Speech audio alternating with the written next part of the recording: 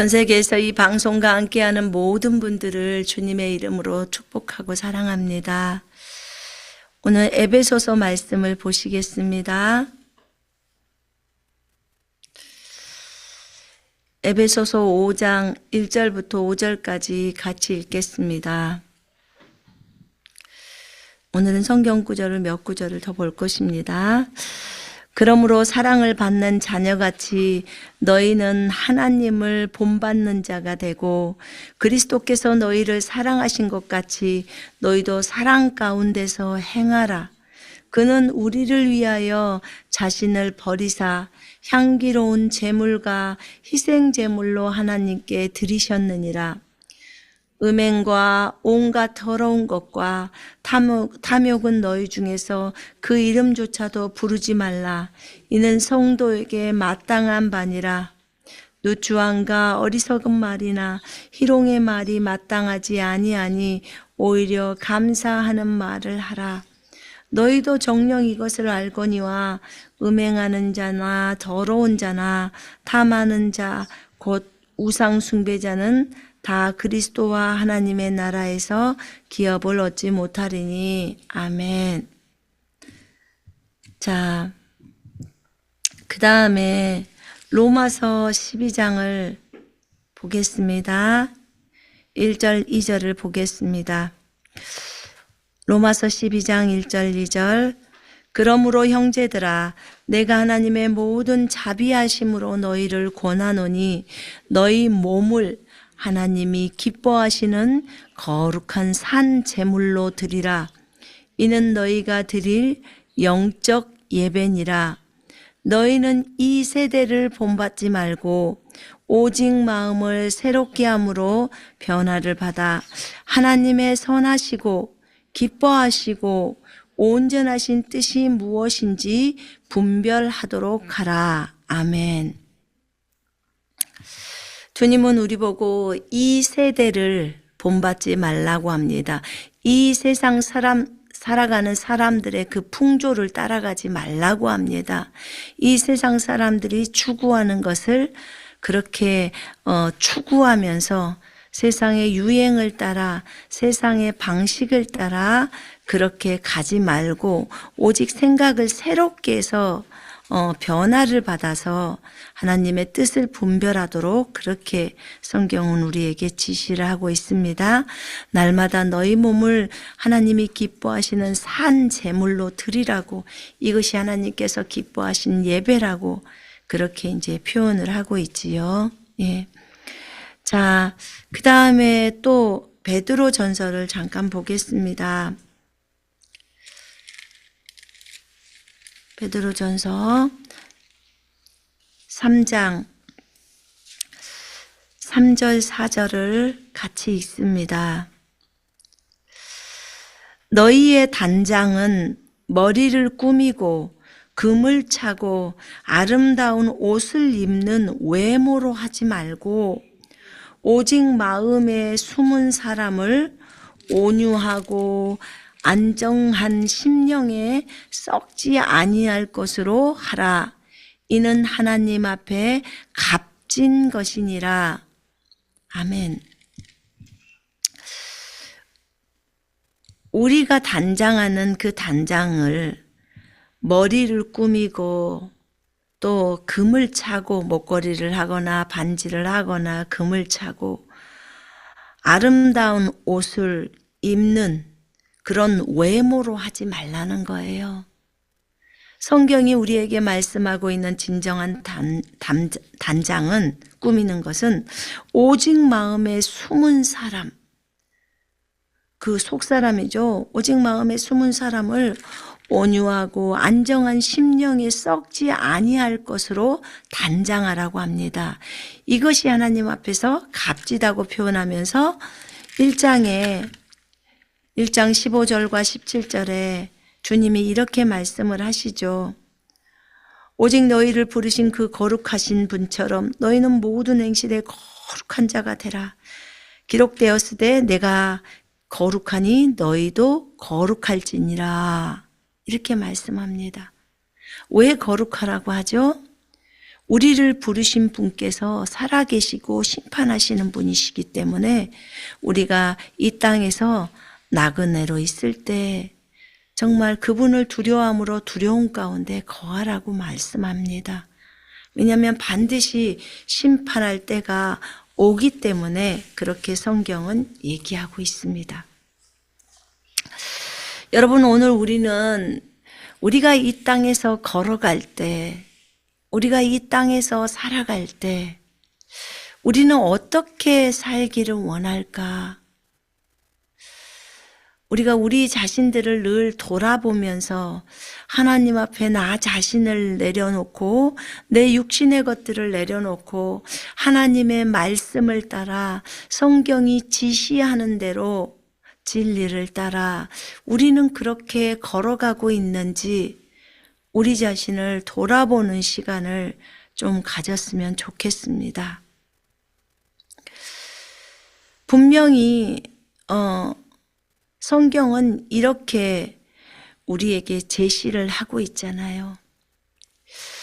이 모든 것 가운데 또 한 구절의 말씀을 보면요, 우리를 참 어렵게 하는 그런 부분들이 있지요. 요한복음에 보면, 요한복음 5장에 보면요, 그런 말씀을 주님이 하십니다.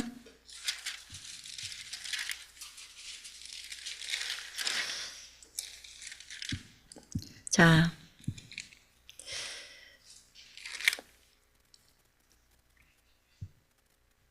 44절을 보십시다.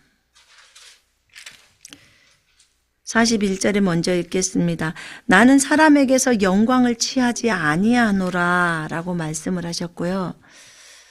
44절에 너희가 서로 영광을 취하고 유일하신 하나님께로부터 오는 영광은 구하지 아니하니 어찌 나를 믿을 수 있겠느냐 라고 말씀하십니다.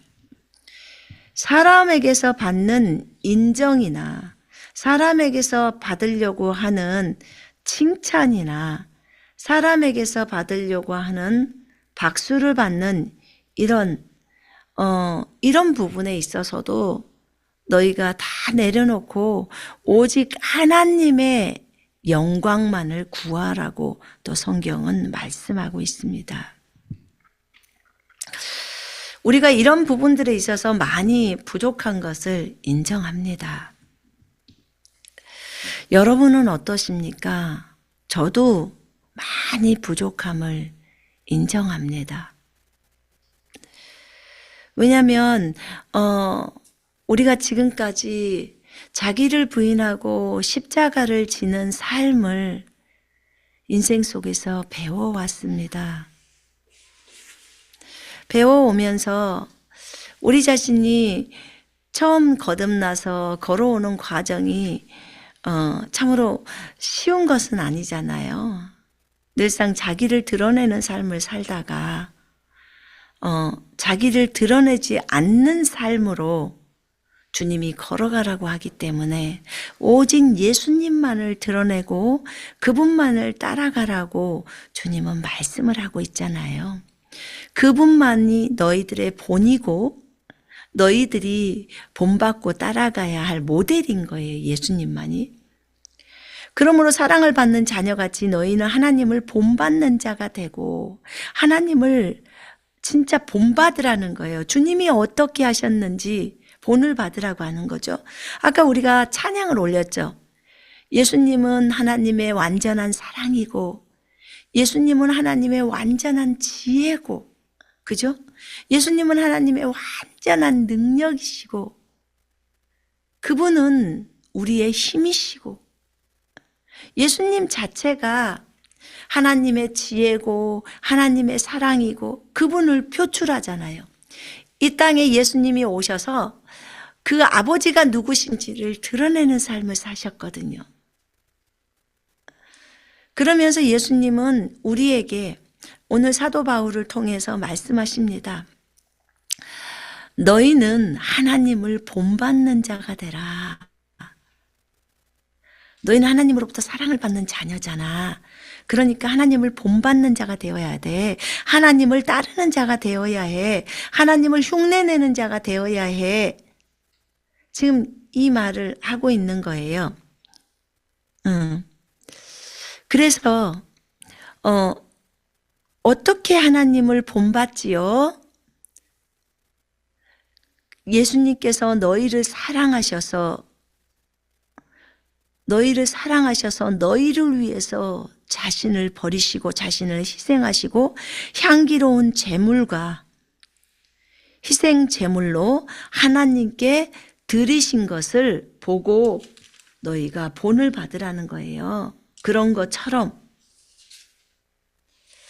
그리스도께서 우리를 사랑하시어 우리를 위하여 자신을 하나님 앞에 향기로운 냄새를 내는 제물과 희생으로 드린 것 같이 너희도 사랑 안에서 행동해라. 그렇게 따라가라. 이렇게 말씀합니다. 우리를 하나님 앞에 날마다 향기로운 제물로 드리라는 거예요. 너희 몸을 하나님이 기뻐하시는 거룩한 산 제물로 드리라. 이것이 너희가 드릴 영적인 예배니라. 합당한 예배니라. 그래서 오늘 또 우리가 우리의 몸을 산 제물로 하나님 앞에 드리잖아요. 주님 받으시옵소서. 내가 그리스도와 함께 십자가에 못 박혔나니 그런즉 이제는 내가 사는 것이 아니요 오직 내 안에 그리스도께서 사시는 것이라. 이제 내가 육체 가운데 사는 것은 나를 사랑하사 나를 위하여 자신을 버리신 하나님의 아들의 믿음으로 살아간다고 성경은 말하고 있습니다. 우리가 주님과 함께 죽었기 때문에 주님과 함께 이제 새로운 삶으로 살아갔잖아요. 그래서 네가 죽은 십자가를 바라보면서 날마다 너 자신을 하나님 앞에 제물로 올려드리라는 거예요. 네가 네 육신에 따라 행동하지 말고 네 육신을 자랑하지 말고 네 자신을 높이지 말고 정말 주님께서 어떻게 이 세상에서 너희들에게 하셨고 베푸셨고 그리고 마지막은 또 어떻게 가셨으며 어떤 권면을 하셨는지를 기억하고 그분이 행하신 그 일들을 따라가라고 말씀하고 있습니다.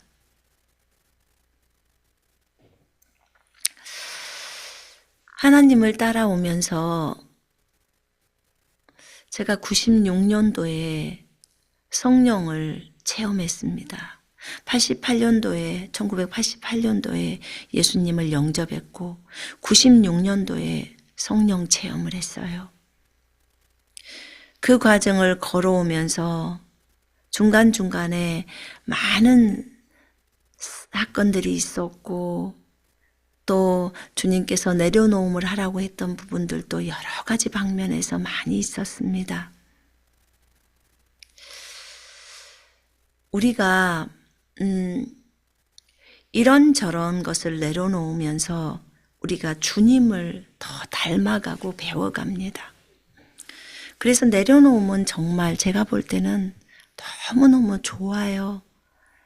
정말 하나님이 우리로 하여금 겸손을 배우게 하시고 하나님을 더 많이 닮아갈 수 있도록 우리를 가르치는 내용들이죠.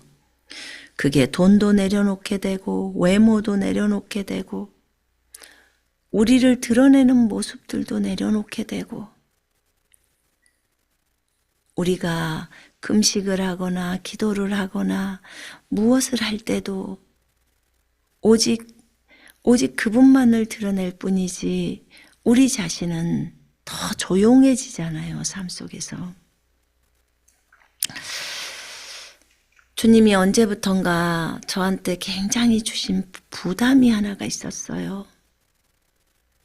근데 그 부담을 주시는데 저는 굉장히 마음에 부담이 되었어요.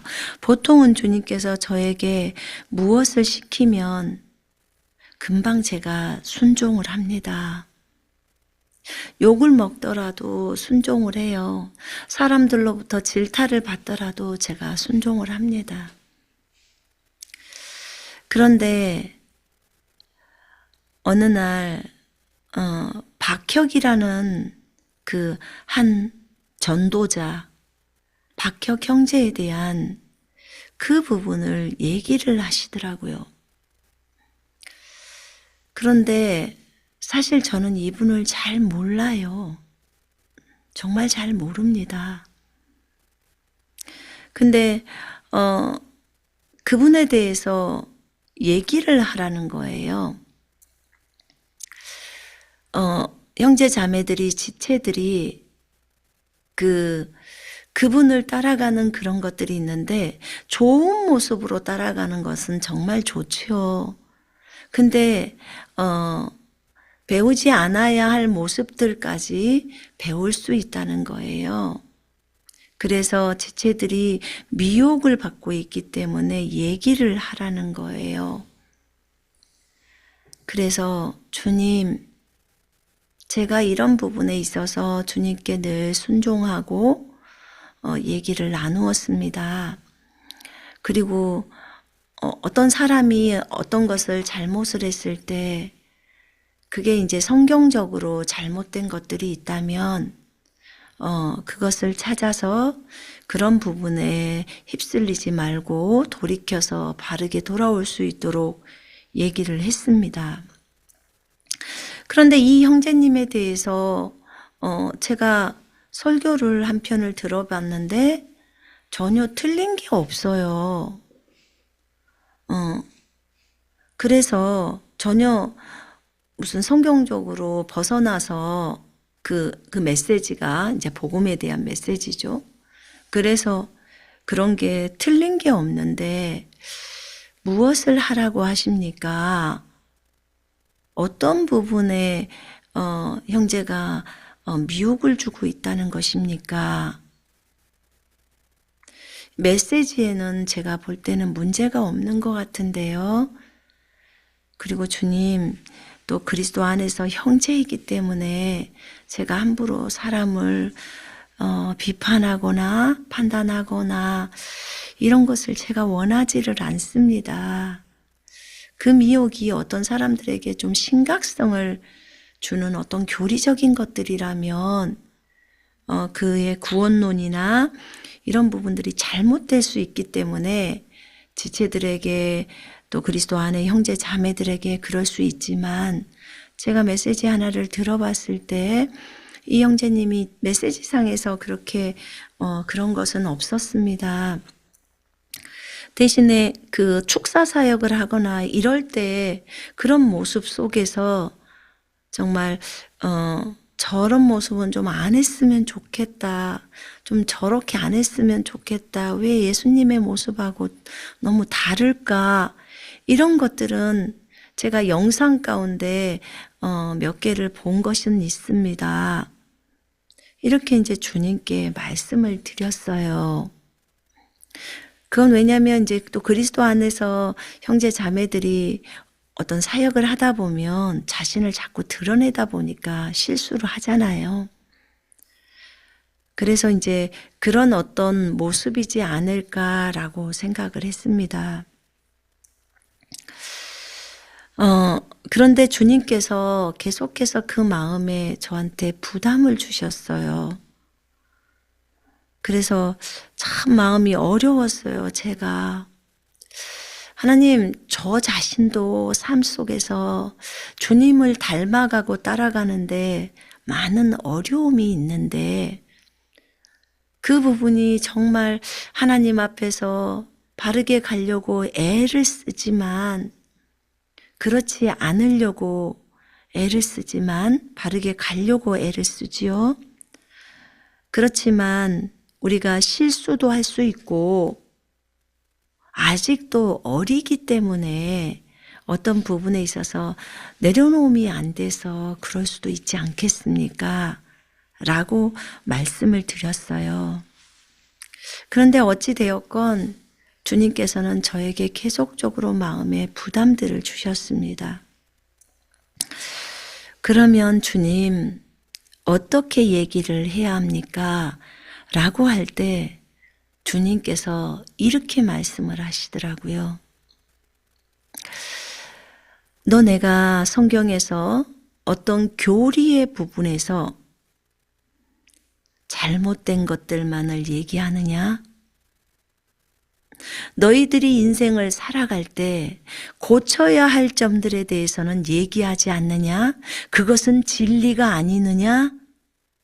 내가 내 종 바울을 통해서 너희들에게 이렇게 해라 라고 권면의 말씀을 줬는데 그것은 진리가 아니느냐? 그렇게 권면의 말씀을 줬을 때 그것을 따라야 하지 않느냐? 지체들에게 네가 그렇게 권면의 말씀을 주지 않느냐? 예, 주님 제가 그렇게 줍니다. 그러면 그 형제도 그 말씀을 들어야 하지 않겠느냐?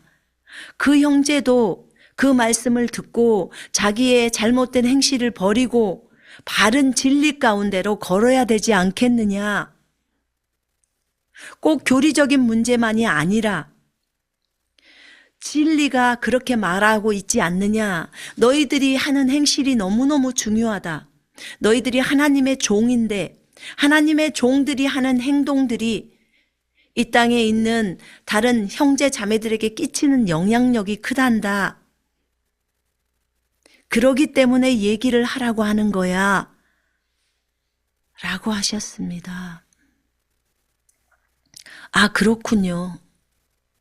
저는 교리적으로 무엇이 복음의 교리가 잘못됐다든지 너무 율법적으로 끌고 가려고 한다든지 무슨 이런 부분에 성경적으로 큰 그 굵직굵직한 교리의 부분이 잘못됐을 때만 얘기를 하려고 했는데 주님은 그렇게 말씀하시지 않으셨어요.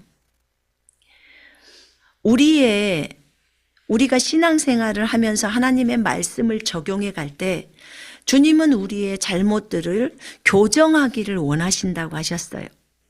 그래서 그런 부분들을 잘못된 부분들을 내려놓고 그죠? 또 말씀에 따라 고치고 성령님을 의지해서 변화된 삶을 살아가라고 하는 거예요. 그 얘기를 하셨습니다. 그래서 그러면 어떤 부분을 얘기할까요? 라고 물었습니다. 제가 다 묻고 하니까요.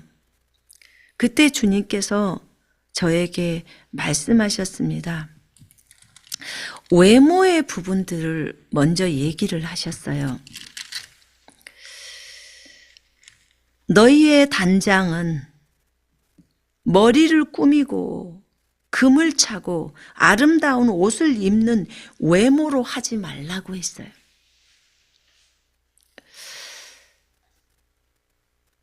저희가 제가 그렇게 화장을 많이 하거나 그렇게 하지는 않았거든요. 그런데 주로 제가 하는 게 그냥 립스틱 하나 바르는 거였어요. 그런데 어느 날 주님이 진짜 오랜만에 한 5년인가 얼마 만에 파마를 한번 했을 거예요. 재작년인가 언제쯤인지는 기억이 지금 안 나는데요. 파마를 한번 한 적이 있었고 그런데 제가 립스틱을 버리고라는 그 제목의 설교를 한 적이 있어요. 주님이 그때 외모를 내려라 라고 말씀하셨어요. 외모를 내리라고 했어요. 외모요 주님? 제가 잘 안 꾸미는 거 주님 아시잖아요. 화장을 버려라. 그렇게 말씀하셨고 머리를 꾸미지 마라. 그래서 제가 확실히 파마를 하고 나니까 거울을 여러 차례 보게 됐어요. 여러 차례 보게 됐는데 주님이 저에게 그 얘기를 하시더라고요. 그래서 제가 좀 당황스러웠어요. 그러면서 주님이 저에게 주님 제가 화장을 그렇게 많이 하는 것도 아니고 립스틱 스킨로션은 바르죠. 스킨로션 바르고 립스틱을 하나를 바르는데 주님 그것이 굉장히 다른 사람들에게 어려움이 됩니까? 라고 했는데 주님이 저에게 가르쳐 준 게 어디였냐면 그 마태복음에 보면요. 마태복음 6장에 보면 또 너희는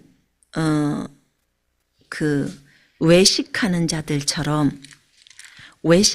자들과 같이 하지 말라. 그들은 사람에게 보이려고 회당과 큰 거리 여기에 서서 기도하기를 좋아하느니라. 너희는 골방에 들어가서 문을 닫고 은밀한 중에 계신 내 아버지께 기도하라. 은밀한 중에 보시는 내 아버지께서 드러나게 갚아주시리라. 이런 말씀이 있어요. 사람에게 보이려고 그렇게 외식적으로 하지 말라는 거예요. 기도할 때도 외식하는 자와 같이 하지 말라는 거예요. 외식하는 사람은 사람에게 보이려고 한다는 거예요. 그리고 금식할 때도 뭐라고 말씀하셔요? 금식할 때 너희는 외식하는 자들과 같이 슬픈 기색을 하지 말라는 거예요. 그러니까 주님은 외식을 굉장히 싫어한다고 저한테 얘기를 하시는 거예요. 그래서 주님 알아요. 주님이 외식을 싫어하시는지를. 그래서 주님이 외식에 대해서 찾아보게 하는 거예요. 성경에. 근데 그 외식이라는 그 단어가요.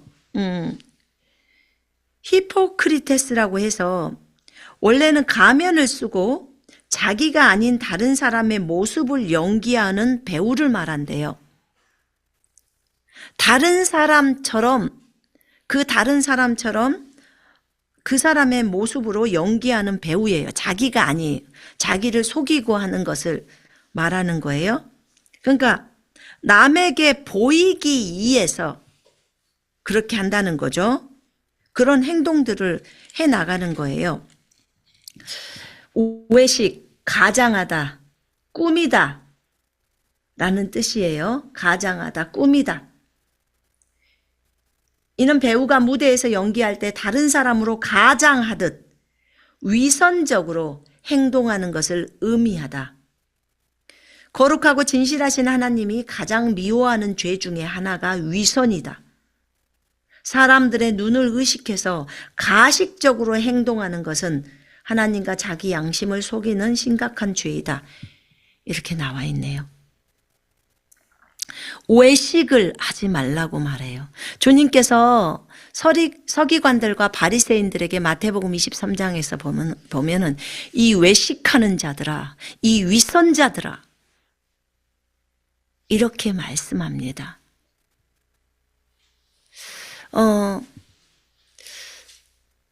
이렇게 자기 자신을 드러내려고 하는 이런 모습들, 사람에게 보이기 위해서 자신이 대단한 사람인 것 마냥 보이고 들춰내기 위해서 하는 외식을 주님이 싫어하십니다.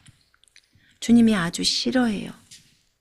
어찌됐든 주님은 우리에게 좁은 문으로 들어가라고, 더 좁은 길로 들어가라고 요구를 하십니다. 넓은 길로 가라고를 말하지 않아요. 외식하지 말라고 주님은 말씀을 하고 있습니다.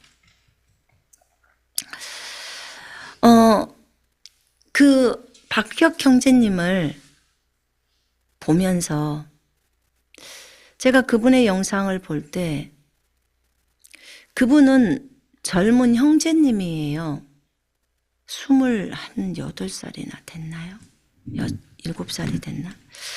근데 그 형제님인데 그 형제님이 화장을 하더라고요. 화장을 하고 또 립스틱을 빨갛게 바르고 그리고 머리를 파마를 하고 또 어느 때는 머리를 묶기도 하고 그리고 또 옷을 아주 잘 입고 나오는데 누군가가 저에게 알려주더라고요. 선생님, 저분이 입고 있는 옷이 얼마짜리인 줄 아세요? 저분이 입고 있는 양복과 넥타이와 전부 펜디라는 완전히 최고급 브랜드입니다. 뭐 우리나라에서 말하고 있는 뭐 명품 프라다나 막 이런 거 있잖아요. 가장 고급스러운 명품. 그 수준의 옷들입니다. 그것을 보는 사람은 그런 것들을 판매를 해봤기 때문에 안다는 거죠. 이런 모습의 부분들을 얘기를 하더라고요. 왜 세상을 본받지 말라고 주님이 우리에게 세상을 따라가지 말라고, 세상의 유행의 방식을 따라서 걷지 말라고 그렇게 하는데 왜 이분은 그것을 따라 걸을까? 저한테 주님이 첫 번째로 말씀했던 것은 외모였어요. 저는 그 전에 그 주님이 립스틱을 버려라라고 했을 때 그때 제가 립스틱을 버리고 파마를 몇 년 동안 안 하다가 한 번 했던 그 파마를 다시 풀었습니다. 생머리로. 그리고 외모를 꾸미는 걸 하지 말라고 하셨어요. 성경을 따라 걸어라. 너의 단장은 머리를 꾸미는 게 아니야. 금목걸이나 그런 것들을 차는 게 아니야. 그래서 목걸이도 뺐습니다. 시계는 어쩔 수 없이 시간을 봐야 되기 때문에 찼지만 이런 금을 차고 그 다음에 아름다운 옷을 입은 외모로 하지 말고, 저에게 그때 주셨던 말씀이 이 말씀이었어요. 립스틱을 버려라 하면서 네 마음에 숨은 속사람을 진짜 온유하고 정말 안정한 심령 가운데서 단장하라는 거예요. 썩지 아니할 것으로 단장하라. 하나님 앞에서 이것이 정말 값진 거라는 거예요. 네가 이 말씀에 부딪히지 않느냐. 그러니까 되게 많이 찔렸어요. 네, 주님, 제가 립스틱을 버리겠습니다. 그것조차도 하지 않을게요. 사람들은 그런 얘기를 하더라고요. 화장을 안 하고 나타났을 때 그건 다른 사람을 존중하지 않는 거라고. 성경 어디에도 그런 말은 없습니다. 그건 세상 사람들이 지어낸 말이에요. 화장이라는 것 자체가 자기가 아닌 상태로 꾸미는 거예요. 예뻐 보이려고. 정말 많이 포장을 하죠. 어떤 경우에는 화장한 모습하고 집에서 그분을 봤을 때 모습은 완전히 다른 사람이에요. 그런 경우도 발견했어요. 그런데 어떤 사람은 또 어떤 모습 때문에 가리고 싶어서 뭐 얼굴에 흉터가 있어서 무엇 때문에 그렇게 한다는 것도 제가 이해는 합니다. 그러나 하나님이 여러분을 만드셨고 하나님이 우리를 최고의 작품이라고, 하나님의 최고의 걸작품이라고 에베소서에서 말씀하셨는데 주님은 저에게는 이렇게 말씀을 하시더라고요.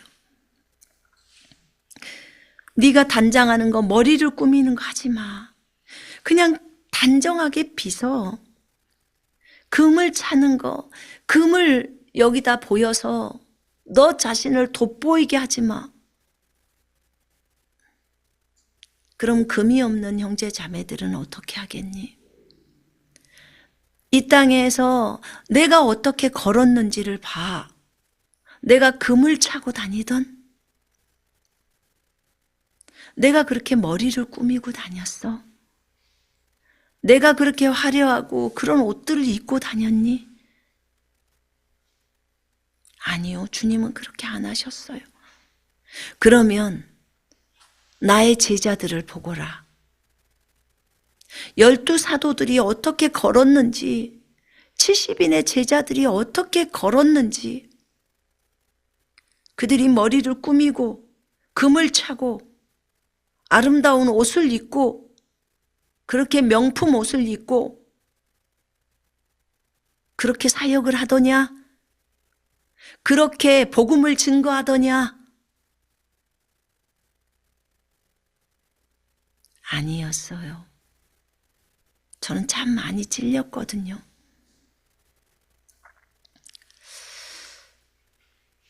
이 방송을 보고 계시는 분들 중에 혹여라도 박혁 형제가 이 방송을 꼭 보았으면 좋겠습니다. 이것은 성경이고 성경의 진리가 이렇게 말을 하고 있어요. 왜냐하면 박혁 형제는 주님을 증거하는 종이잖아요. 예수님을 드러내는 종이잖아요. 그러면 메시지가 좋은 것처럼 삶에 있어서도 본이 되어야 해요. 예수님이 분명히 자신을 본받으라고 에베소서 5장 1, 2절에 지금 얘기하고 있는데,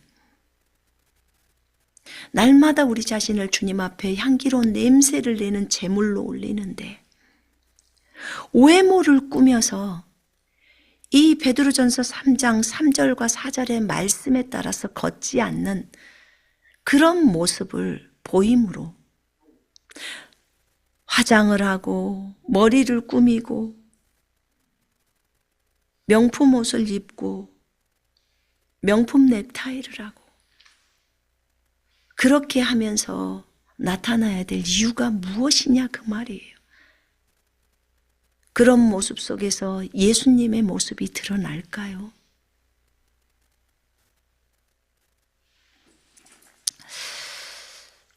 이런 부분은 전부 외식이라고 하셨어요. 형제가 외식을 하고 있는 거라고 했어요.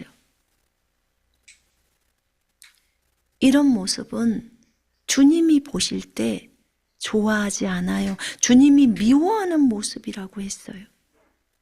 왜냐하면 예수님을 전달하는 메신저잖아요. 그러면 예수님이 걸었던 것처럼 걸어야 하잖아요. 예수님이 어떠하면 우리도 어떠하다. 이게 요한일서 4장 17절이잖아요. 예수님이라면 어떻게 하셨을까? 그게 우리의 모든 문제의 답이에요. 예수님이시라면 어떻게 하셨을까? 왜냐하면 아주 많은 사람들이 이 형제님의 집회에 참여를 하고 거기서 은혜를 받기도 해요. 그렇지만 그 방송을 보면서 여러 사람들이 그런 댓글에 안 좋은 얘기들을 많이 써놨다고 누군가가 저에게 알려주었어요. 근데 안 좋은 얘기들의 그 모습들이 여러 가지가 있었어요. 근데 그 중에 하나가 저는 주님께 무엇이 형제가 문제인가요? 물었을 때 이 부분을 얘기해 줬어요. 성경을 따라 걷도록 해야 한다는 거예요. 왜냐하면 우리는 작은 예수들이잖아요. 예수님이 우리 속에 들어와 있잖아요. 그리스도인들 속에 들어와 있기 때문에 작은 예수이기 때문에 그 예수님을 드러내는 존재들로 살아가야 되잖아요. 그분이 우리라는 옷을 입고 오늘 또 그분의 인생을 사셔야 되는 거잖아요. 이것이 이사야서 53장 10절의 얘기잖아요. 그렇다면 예수님의 모습이 지금 현대 예수님이 와서 이 땅에서 설교 사역을 하실 때, 치유나 축사 사역을 하실 때 이런 모습으로 나타나실까요? 그래서 사람들이 그 열광을 하는 것을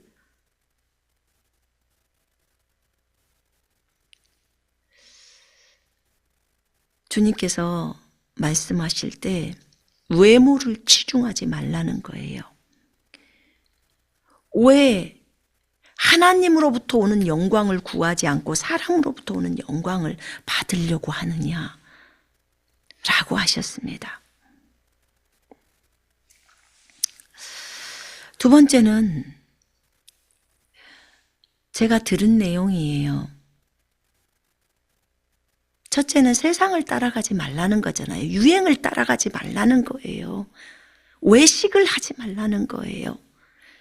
왜냐하면 형제님을 따라가는 무리들이 그분들이 그래 저분도 하는데 이렇게 얘기해요. 저분도 하는데 왜 내가 못해요? 그 말이 무슨 말이에요? 저분도 화장하잖아요. 왜 남자들이 화장을 할까? 아니 그 형제도 화장하잖아요. 근데 왜 저는 안 돼요? 할 말이 없더라고요. 그래서 우리 하나님의 메시지를 전하는 사람들은 정말 주의해야 돼요. 모든 사람들이 이 메시지대로 살아가는지를 보는 거예요. 왜냐하면 내가 거룩하니 너희도 거룩하라고 말씀하잖아요. 어떻게 해야 거룩할 수 있는 건데요? 진리에 순종하라는 거예요. 진리에 순종할 때 너희 혼이 정결하게 되어 혼이 정결케 된다는 혼이 거룩해 되는 거예요. 진리에 순종할 때 너희 혼이 거룩해 되어 가식 없는 형제 사랑, 우리 속 안에 있는 하나님의 생명이죠. 가식 없는 형제 사랑이, 그게 아가페 사랑이 몸 밖으로 나오는 거예요. 이게 베드로전서 1장 22절의 말씀이에요. 내가 거룩하니 너희도 거룩하라. 거룩을 하려면 진리에 순종을 하는 거예요. 진리가 이렇게 너희가 단장하는 것이 머리를 꾸미고 금을 차고 아름다운 옷을 입은 외모로 하지 말라고 하는 거예요. 진리가 그렇게 말하고 있는 거예요. 행실에 있어서. 그럼 우리는 그걸 안 하고 우리 마음에 숨겨져 있는 속사람을 고요함으로 단장하라는 거예요. 하나님의 말씀으로. 외모를 꾸미지 말라는 거예요.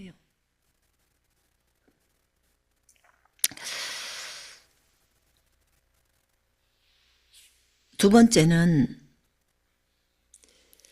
어떤 자매님이 그분 그 집회에 참여를 했대요. 집회에 참여를 했는데 애초에 약속한 예배 시간이 있으면 그 시간보다 5시간 후에 이 형제가 나타나더래요. 그러니까 만약에 오전 10시에 집회 시간이다 그러면 오후 3시에 오더라는 거예요. 정말 어이가 없었대요. 이럴 수가 있을까? 우리나라에서는 볼 수 없는 광경이더라는 거예요. 어떻게 예배 시간이 10시 예배라고 했으면 10시에 목회자가 나타나든지 10시에 설교자가 나타나야 되는데 오후 3시에 나타나서 5시간 동안 찬양하라고 하고 기도하라고 하면서 사람마다 약속들이 다 주어져 있잖아요. 근데 그렇게 나타났다는 거예요. 그걸 보면서 어떤 사람은 그 전날부터 와서 거기서 잠을 자면서 그 사람이 나타나서 그 설교자가 나타나서 제 시간에 나타나서 안수해주고 그래서 자기가 치유받기를 원해서 그렇게 준비하고 텐트를 치고 와서 자고 그렇게 그 예배 시간을 기다렸는데 그 예배 시간보다도 5시간이나 뒤에 나타났다는 거죠. 근데 제가 이걸 듣는데요. 그 나타날 때는 어땠나요? 했을 때 사람들이 너무 오랫동안 기다렸기 때문에 그리고 사람들이 저는 완전 연예인이던데요. 엄청 열광을 하고 박수를 치고 기립박수를 하고 그랬다는 거예요. 근데 그 모습을 제가 들을 때 너무 하나님께 죄송했어요. 이게요, 이 박혁 형제님이 TV 조슈아 그라는 분의 그 제자라고 본인이 스스로 얘기를 하거든요. TV 조슈아는 저도 그분 집회를 한번 참여해 본 적이 있었어요. 한국에서 저 안산에서 한가족 교회를 하고 있을 때, 개척교회 하고 있을 때. 근데 저희가 그 전에 저희가 중국에 있었을 때 TV 조슈아가 나이지리아 사람인데 그분이 나이지리아에서 거부들 있잖아요. 가장 부자인 사람 가운데 아마 10위 안에 들걸요. 그 정도로 목회자가 부자예요. 왜냐면 저희도 나이지리아에 있는 크리스 목사님이라는 분하고 같이 사역을 했기 때문에 그분도 부자이시거든요. 근데 그분 집에는 진짜 그 도요다라는 일본 차가 20대나 있어요. 그러니까 목회자가 굉장히 부를 누리면서 사는 그런 분들이죠. 근데 그분들이 다 새로운 피조물의 계시에 대한 내용들을 다 하시는 분이고 또 사역들을 하다 보니까 이런 치유 사역이나 특별히 TV 조슈아는 그 축사 사역을 하죠. 근데 그분들이 사역을 하는 모습들을 저희가 봤고 함께 또 사역을 한 적이 있었고 그래 놓으니까 이제 그분들을 알죠. 저희는 중국 대표였고 그쪽 크리스 목사님은 또 우리 그 리더가 된 거죠. 그렇게 해서 사역을 해보니까 나이지리아의 그 특성을 저희가 아는 거예요. 물론 크리스 목사님네 교회에도 성도들이 굉장히 많아요. 한 번 모일 때 2만 명 이상이 들어갈 수 있는 그런 장소에서 하잖아요. 교회가 예배당에. 그런데 한 번 주일날 모이는 인원수만 또 한 10만 명은 돼요.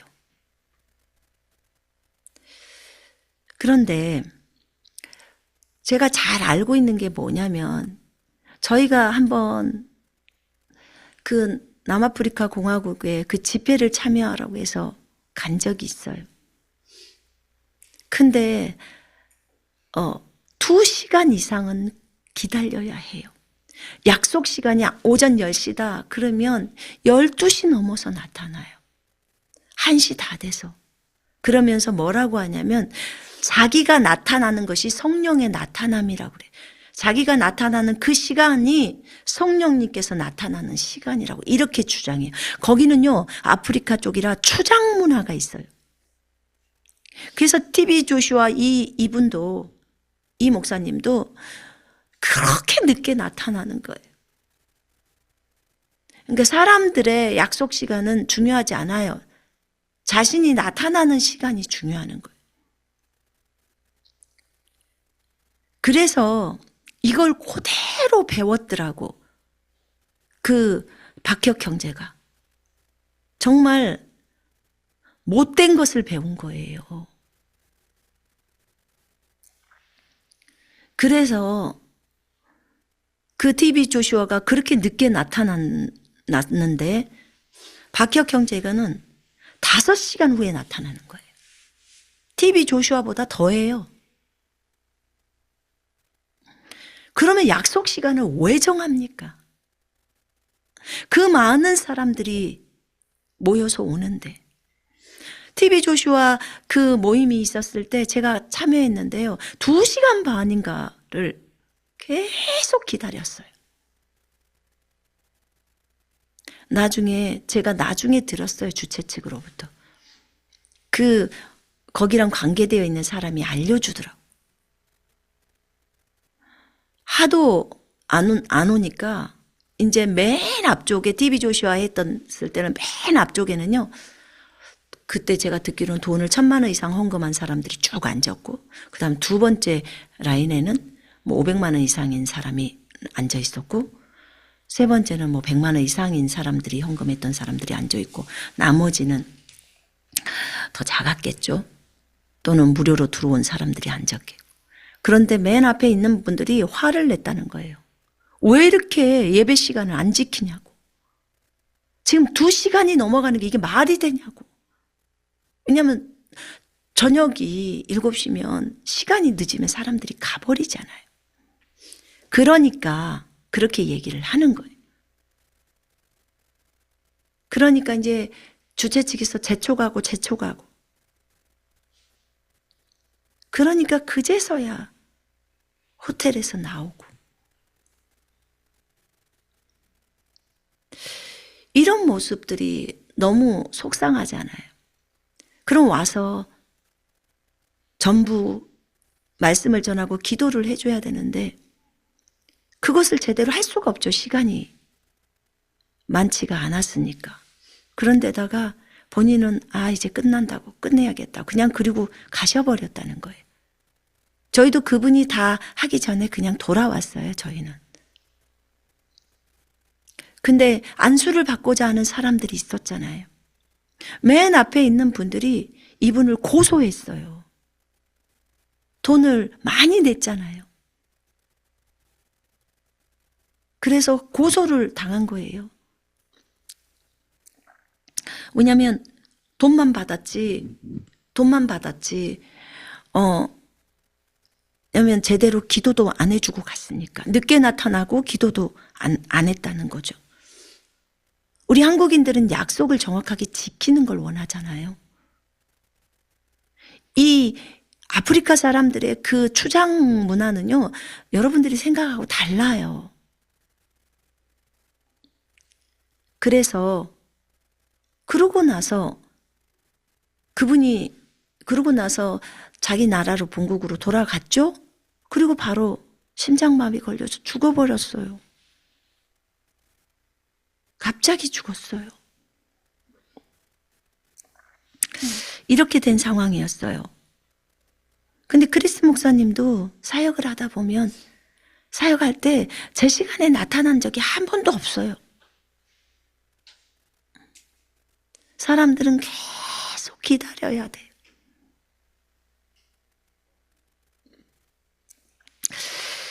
이런 약속된 시간보다도 훨씬 늦은 시간에 나타나고. 근데 왜 이 젊은 형제가 그런 것을 배우냐 그 말이에요. 좋은 모습이 아닌데. 사도들이 그렇게 했을까요? 자기를 드러내려고 이렇게 했을까요? 자기가 나타나는 시간이 성령에 나타나는 시간이야, 이렇게 하면서 했을까요? 그러면서 나타났을 때 그 많은 사람들이 기립박수를 하고 했을 때 주님은 우리한테 너희는 예수님께 집중해라, 예수님께 집중해라, 예수님께 집중해라, 그분께만 영광을 돌려라, 그분의 영광만을 구해라, 모든 영광을 그분께만 올려라. 제가 그 집회에 참여했던 분한테 그렇게 물었어요. 혹시 그 형제님이, 박혁 형제님이 여러분 그만하세요, 여러분 저에게 박수를 쳐서는 안 돼요, 여러분 그래서는 안 돼요 하면서 바로 제지를 하던가요? 제지하지 않았다는 거예요.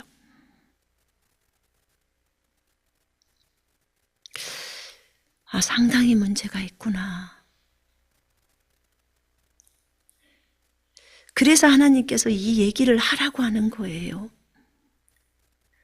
절대 그 사람들이 여러분 그 형제에게 박수를 보내서는 안 되는 거예요.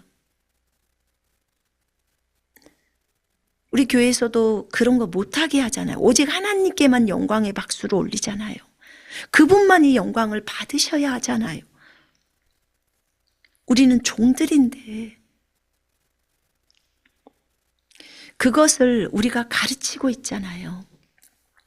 그러면 박혁 형제도 그걸 가르쳐야 하는 거예요. 그리고 자신이 그 영광을 받지 말고 박수를 계속 본인들한테 치면 멈추라고 말해야 돼요. 멈추고 그 박수를 하나님께만 올려드리자고 같이 박수를 하나님께 쳐야죠. 하나님은 위대하십니다라고 고백을 해야죠. 왜 하나님은 왕이십니다고 본인이 고백하고 사람들은 다 그 형제에게 박수를 보냈을 때 그 박수를 받고 있냐는 거예요.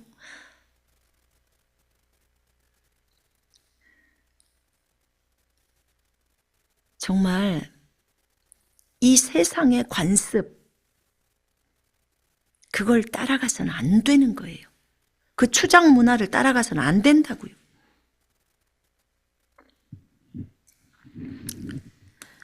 그 다음에 이 형제님이 어느 날부터, 처음부터 그러지 않았어요. 어느 날부터 하늘의 DNA라고 해서 티셔츠를 팔기 시작했어요. 하늘의 DNA를 받은 거라는 거죠. 그리고 티셔츠를 13만 원에 팔아요. 그냥 일반적인 티셔츠예요. 우리가 보통 티셔츠를 10,000몇천 원에 사 입죠. 비싸봤자 2만 원이에요. 근데 이분이 하늘의 DNA를 받았다고 해서 그걸 주장하죠. 그러면서 그 티셔츠를 13만 원에 팔아요.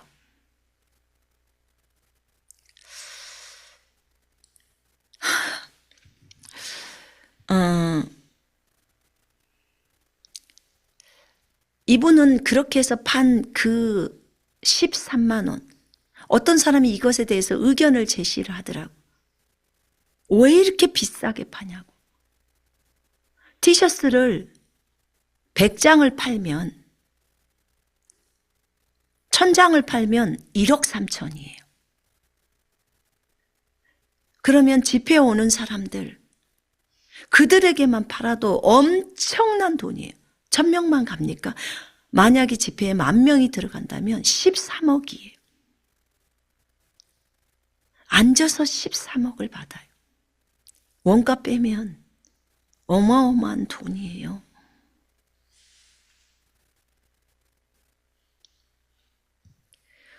하늘의 DNA를 담았다는 것 때문에, 이 문구 때문에 그렇게 사람들이 하는 거예요.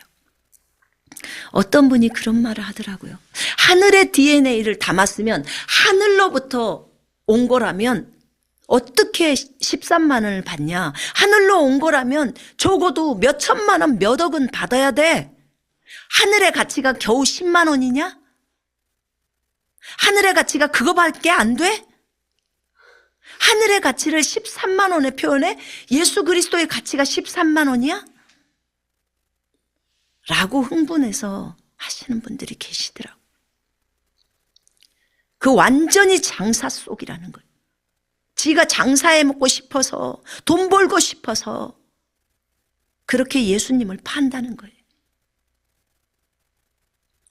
13만 원에 그걸 팔아요. 그러면서 본인이 그 얘기를 하던데, 인터뷰에서 나는 13만 원이 될 줄 몰랐어요. 왜 몰라요? 본인이 사장님인데. 본인이 결정을 13만 원이라는 결정을 해야 그걸 팔지. 종업원이 사장님한테 허락도 안 받고 팔아요? 13만 원에? 그것을 사서 입어보신 분들이 한번 빨고 났더니 너무 후줄근해서 너무 아깝다고 하셨어요. 이걸 13만 원을 받는 것이 도둑이라는 거죠. 어떻게 예수님을 증거한다고 하면서 사람들을 이렇게 할 수가 있냐는 거예요.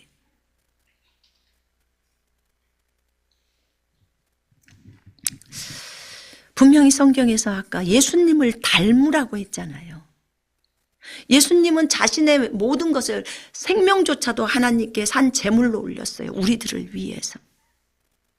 그러면서 탐심은 우상 숭배라고 말했어요. 에베소서 5장에 탐심은 우상 숭배라고, 그거 하지 말라고. 지금 형제가 탐한 거예요. 욕심이 생겼던 거예요. 어떤 분의 책을 제가 읽다 보니까 그분이 너무 바울이 앞치마나 손수건을 주는 그런 장면들을 보면서 이분이 사역을 할 때 양말을 무료로 자기가 손수 그 양말에 안수기도를 하고 그 양말을 무료로 나눠줬대요. 근데 사람들이 그걸 통해서 치유도 받고 그렇게 좋았다는 거예요. 그건 지금 무료로 나눔을 한 거잖아요. 그럼 설령 그곳에 불신자가 들어왔더라도 그분들이 오해를 안 하잖아요. 그죠? 참 예수님의 사람들은 예수님처럼 이렇게 모든 사람들을 위해서 잘 섬기는구나 이렇게 말을 하죠. 저 또한 주님께서 그리스도 군사훈련 과정이라는 책을 썼을 때 그렇게 말씀을 하시더라고요. 네가 무엇을 가르치느냐? 예, 주님 믿음을 가르칩니다. 그러면 믿음으로 사는 모습을 보여줘라. 믿음으로 사는 모습을 보여줘라. 어떻게 하는 거예요? 그랬더니 책을 무료로 나눠줘라 라고 했어요. 책을 무료로 나눠주라고요? 네, 그렇게 하겠습니다. 근데 책을 찍을 돈이 그 당시에 없었어요. 190만 원이라는 돈이 있어야 책을 찍는데 그러면 주님은 어떻게 할까요? 돈을 불러와라. 예.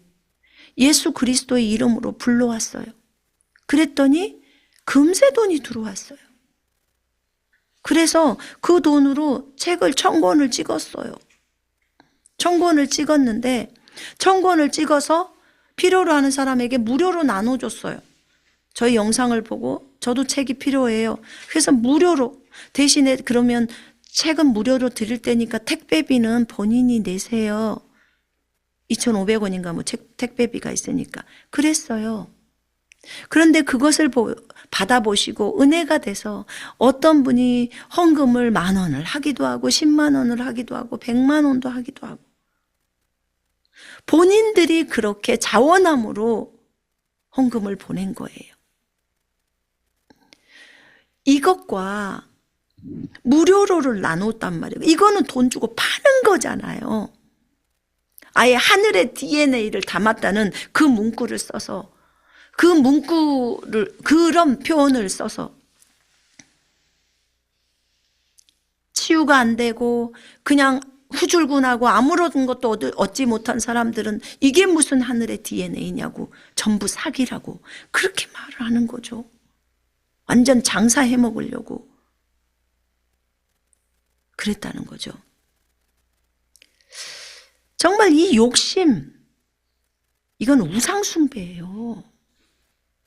이런 욕심을 부리면 안 되죠. 본인이 그냥 아싸리 나는 사업가야. 그러니까 나는 티셔츠를 팔고 싶어.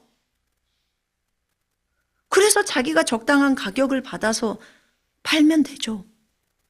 그걸 굳이 하늘의 DNA를 담았다고 해서 사람들을 그런 문구로 현혹을 해서 그냥 무료로 주면 어느 누구도 말하지 않아요. 그리고 그것을 10,000원, 20,000원에 팔았으면 그것도 아마 말하지 않을걸요. 원가만 받고 하는 거라. 원가 받고 거기에 이윤을 조금밖에 안 붙이잖아요. 근데 이건 13만 원이라는 돈을 붙인 거잖아요. 받잖아요. 그러니까 거기에 대해서 말들이 나오는 거예요. 주님이 그러셨어요. 너 나라면 내가 그렇게 했겠니? 아니죠. 그럼 바울이 그렇게 했겠니? 아니죠. 형제가 전하는 메시지는 옳아요. 진리대로 말을 해요. 그러나 삶에서 그게 안 되는 거예요. 삶이 안 되는 거예요. 그런데 사람들은 거기에 미혹에 휩쓸려 가는 거예요. 그걸 분별을 해내라는 거예요, 주님이.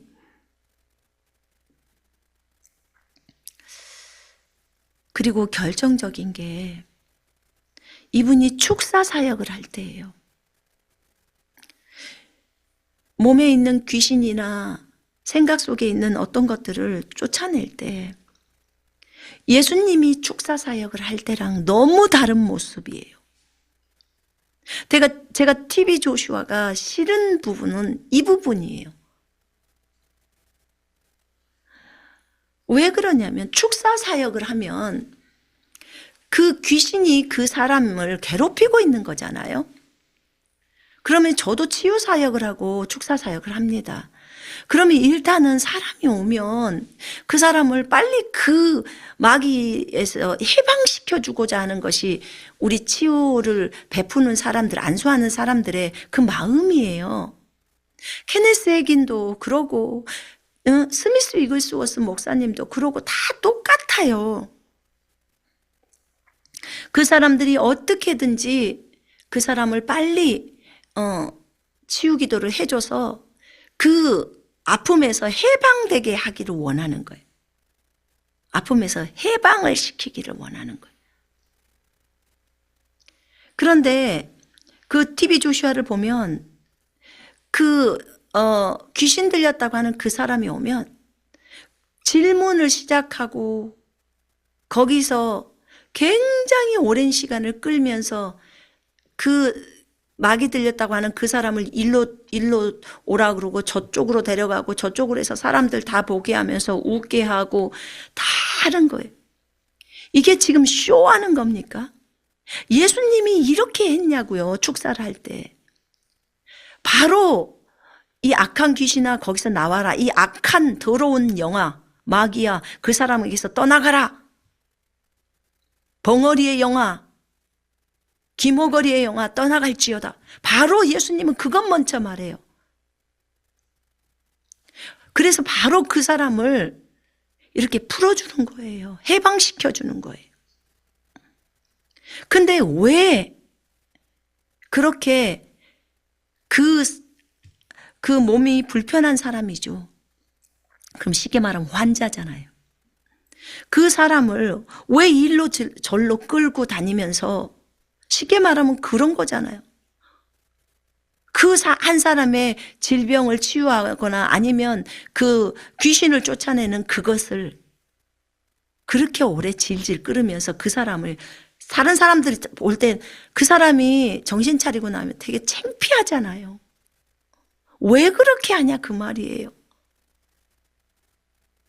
왜 그렇게 그 사람을 어렵게 그 환자를 어렵게 만드냐는 거죠.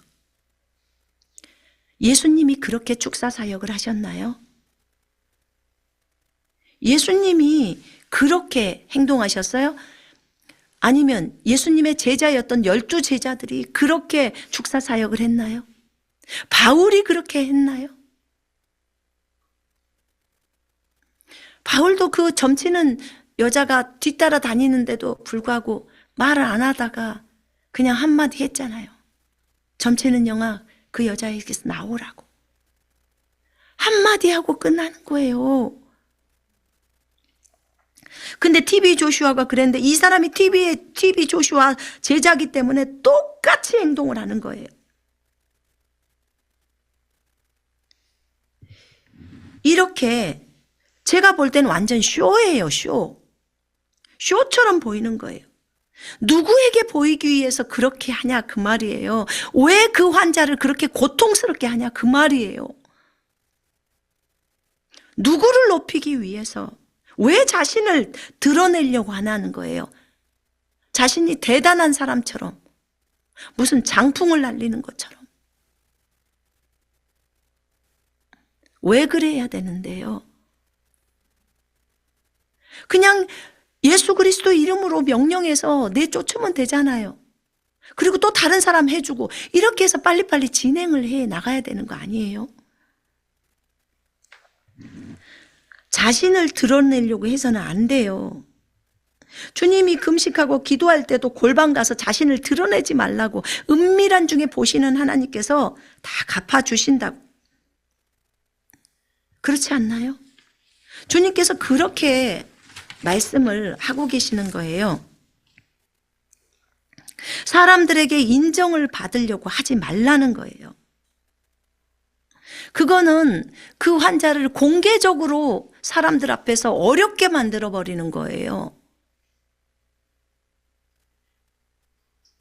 어떻게 해서 그 마귀가 들어갔는지를 전부 묻고 있고,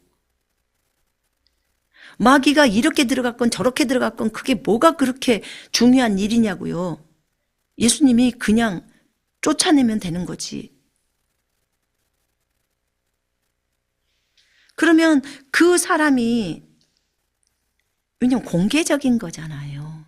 그럼 여자들은 되게 그런 걸 또 꺼리고 어렵잖아요.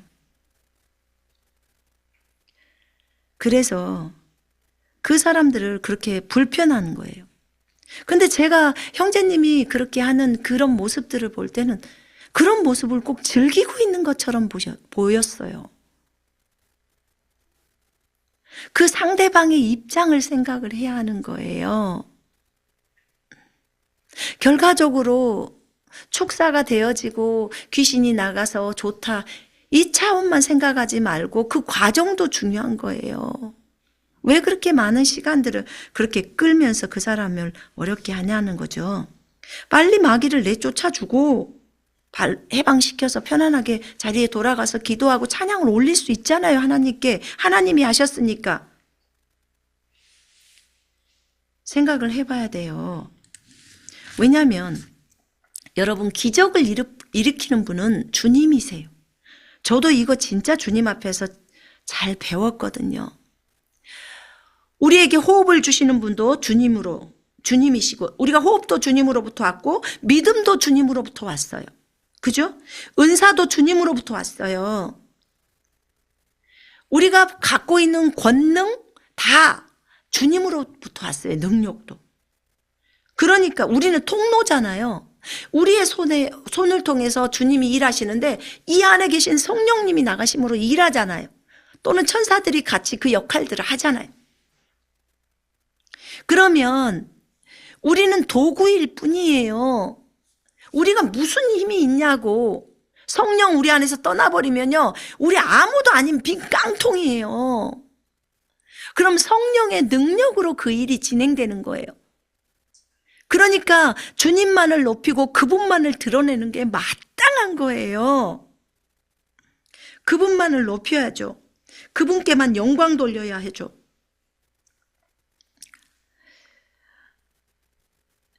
그렇잖아요. 만약에 한번 생각해봐요. 자, 축사를 받으러 나온 사람이 형제 자매라고 생각해봐. 거듭난 크리스찬이라고 생각해봐요. 그러면 뭐 형제 자매들이 어떤 이유로 인해서 어떤 마귀들이 역사하는 것들이 있잖아요.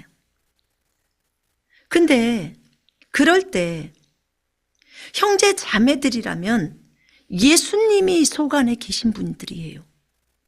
그러면 그들을 존중해야 되는 거예요. 자신을 드러내지 말고, 박혁 형제가 자신을 드러낼 게 아니라 그분들을 어렵게 하지 말고 빨리 치유시켜서 제자리로 들어가서 하나님을 높이고 찬양할 수 있도록 해야 된단 말이에요.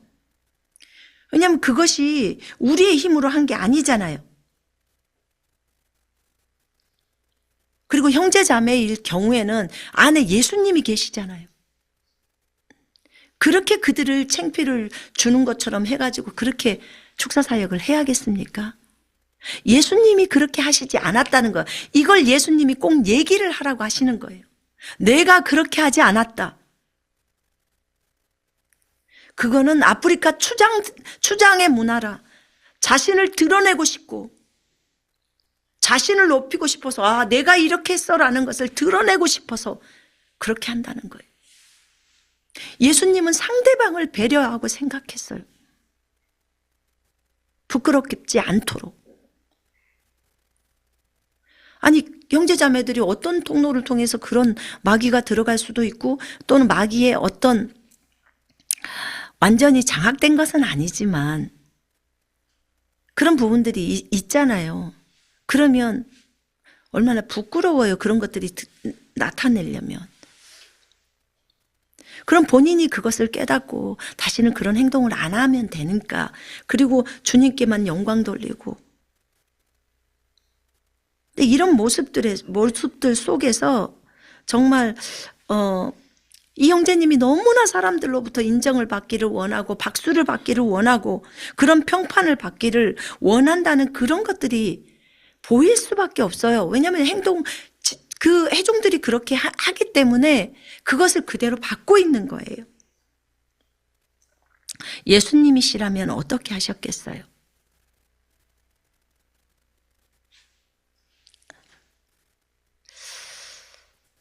주님은 사람들에게 영광을 받지 말라고 우리에게 말씀하셨어요. 왼손이 하는 것을 오른손이 알지 못하게 하라고 말씀하셨어요. 박혁 형제님에게서 뿜어나오는 그런 영들이 있어요. 화장을 하고 외모를 꾸미고 진행을 하는 그런 모습들 속에서는 세상을 추구하는 영이 있어요. 세상을 추구해요. 세상을 따라가는 거예요. 세상을 분명히 주님이 본받지 말라고 했는데, 세상을 따라가지 말라고 했는데, 세상을 사랑하지 말라고 했는데, 세상에 인정을 받으려고 하고, 세상 사람들의 인기를 받으려고 하고, 박수를 받으려고 하고, 인정받으려고, 이게 다 전부 명예욕이에요. 명예욕은 성욕보다도 30%나 더 높다고 했어요. 세상의 영광을 받고자 하는 것. 예수님을 따라가야 하는데 오히려 세상을 쫓아간단 말이에요. 돈을 쫓아가는 거예요. 돈을 쫓아가기 때문에 티셔츠를 그렇게 비싸게 하늘의 DNA를 받았다는 그런 말을 해서 그렇게 돈을 많이 받는 거예요. 티셔츠 10,000개만 팔아도요 13억이라고요. 근데 주님은 이것을 뭐라고 표현하냐면 사람들이 많이 미혹된다고 얘기를 해요. 이것을 보면서 분별이 안 돼서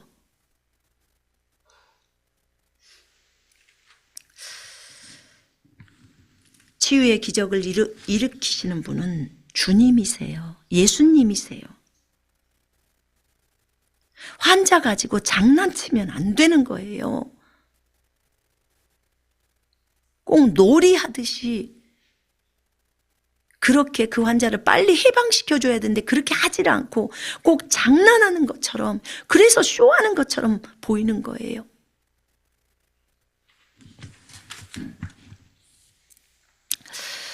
어찌됐든 하나님께서는 우리에게 거룩하라고 말씀하셨어요.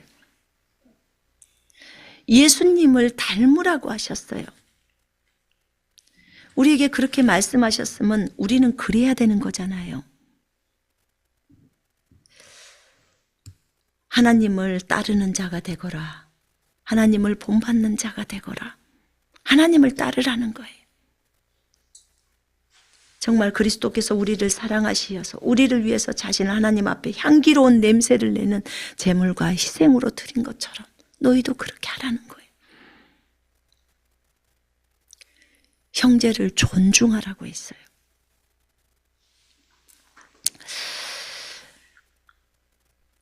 나는 박혁 형제님이 꼭 이 영상을 한번 보시고 자신을 돌아보셨으면 좋겠어요. 그래서 이런 부분들이 없어질 때 그건 성경을 따라가는 거잖아요. 성경을 따라서 이런 부분들이 없고 거룩한 삶으로 간다면 정말 형제님을 주님이 더 아름답다는 것은 정말 주님을 닮는 사람으로 그렇게 쓰실 거예요. 이런 부분들이 제거가 된다면 아무리 많은 사람이 형제님을 따르더라도 예수님의 모습이 안 나오게 되면 안 되잖아요.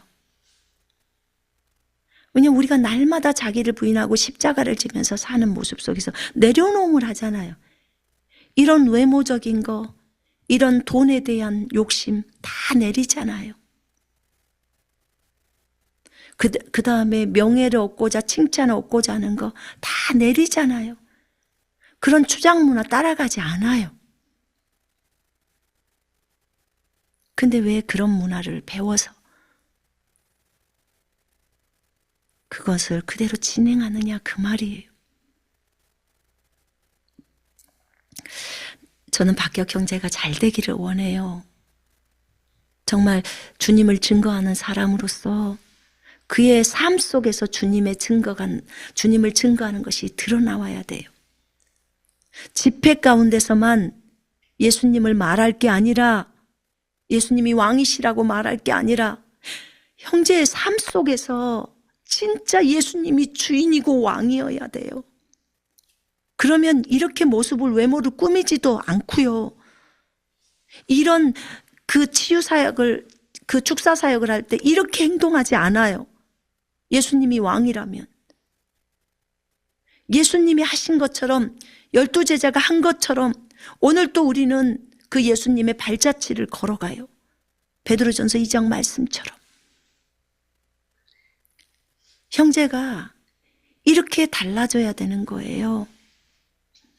돈이나 명예나 외모나 사역의 부분에 있어서도 자신을 드러내는 거 다 내려버리고, 왜냐면 성경이 그렇게 얘기하고 있으니까 외식하지 말고 순수하게 주님을 증거했을 때 얼마나 많은 영혼들이 은혜를 받고 그 영혼들이 예수를 따라가지 않겠습니까? 우리가 늘 말씀에서 말하는 것을 말할 때 뭐라고 해요? 설교 시간에 여러분, 사람인 저를 따르지 말고 주님을 따르세요. 주님을 따르세요. 예수 그리스도께 집중하세요. 그분을 닮아가세요. 이렇게 말하고 있잖아요. 나도 예수님을 따라가고 여러분들도 예수님을 따라가고, 그것이 마땅하잖아요. 오늘 우리는 이것을 배우십시다. 이것이 단순히 비판이 아니에요. 형제가 이것을 꼭 보시고 마음의 찔림을 받으시고 주님 앞에서 회개하고 돌이키셔서 정말 주 예수 그리스도를 이제는 삶 속에서 드러내는 그런 삶이 되기를 간절히 제가 원합니다. 주님이 원하세요. 그래서 저보고 이 메시지를 하라고 했어요.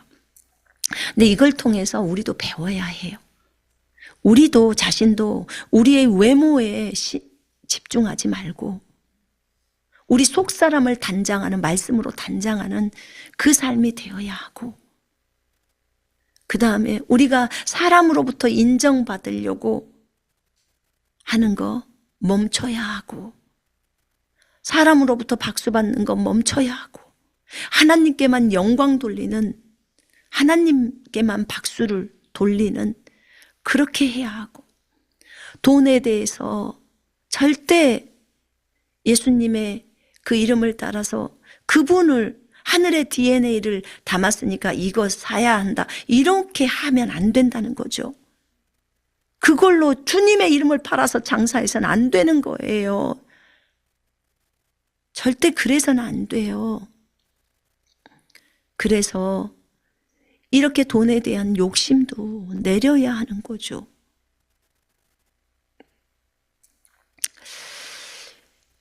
자신을 높이려고 성도들을 몇 시간씩 기다리게 해서 자신이 나타나야 성령의 나타남이라고 하는 그 나이지리아 목사들처럼 그런 교만을 떨어서는 안 되죠. 5시간 기다리는 동안 뭐 찬양하면 되지, 뭐 기도하면 되지. 그 사람들의 시간은 소중하지 않나요? 그건 다른 사람을 존중하지 않는 태도예요. 그리스도인들은 다른 사람을 존중해야 되잖아요. 너무 예수님의 모습과 달라요. 어린아이 하나를 실족시키면 연자맷돌을 메고 바닷속에 들어가야 한다고 주님이 말씀하셨는데 얼마나 많은 사람들을 실족시킵니까? 그 많은 시간들을 기다리게 하는. 왜 그 형제가, 어린 형제가 그런 모습을 배웠냐, 그 말이에요. 그건 좋지 않는 모습인데 우리 자신도 돌아봐야 돼요. 우리가 하나님 앞에서 어떻게 시간을 쓰고 있는지. 하나님이 24시간 365일 우리의 인생을 계속 들여다보고 계시기 때문에 주님을 두려워하고 경외해서 악에서 떠나야 되는 거죠. 저는 저 자신을 돌아봅니다. 그리고 잘못된 것이 있다면 저도 회개하고 돌이킵니다. 그리고 앞으로도 회개하고 돌이킬 겁니다. 이렇게 걸어가는 여러분들과 제가 되었으면, 그리고 박혁 형제님이 되었으면 참으로 좋겠습니다. 하나님께서 그분과 저희들을 많이 축복해 하시기를 진심으로 원합니다. 기도하겠습니다.